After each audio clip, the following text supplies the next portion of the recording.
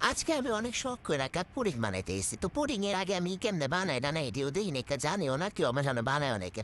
তো আমার অনেক বেশি পুডিং খাইতে ইচ্ছা করতেছিল। পুডিং মুডিং আমি আমার বাড়িতে কিনা খাবার পাই না, আমার ঘৃণা লাগে, প্রচুর ঘৃণা লাগে। মনে হয় কি ইসি কেমনে না কেমনে বানাইছে, মানে এই যে মিষ্টি টিষ্টি জাতীয় জিনিসগুলো আমি মাইনসের রাতে খাইতে পারি না, যাই হোক গা। তো আমি আজকে বাসায় বানাবো, তো বানাইতে গিয়ে ভাবতেছিলাম প্রথমতে আপনার করে ভিডিও করে দেখাবো।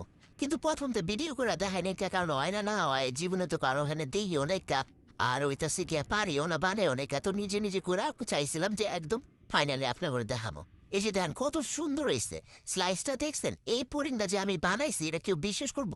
আমি নিজেই তো বিশ্বাস করতে পারতেছিলাম না, এটা এত বেশি মজা হয়েছে। তো কাহিনীতে চলে যাই।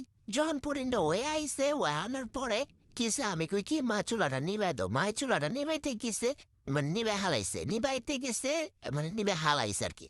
তা আমি গিয়ে নামাইছি, নামাই সুন্দর করে আর কি একটু ধুইরা এটা উপুত করে মানে এটা সার্ভ করবো।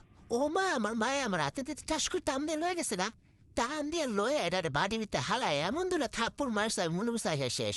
আমার পুডিং মনে আলু করতে গেছে, যাই হোক গা, সবকিছু সুন্দরভাবে দেওয়া হয়েছে, দেখে আলু করতে অনেকে কিন্তু পুডিংটা ভাঙিয়ে গেছে না।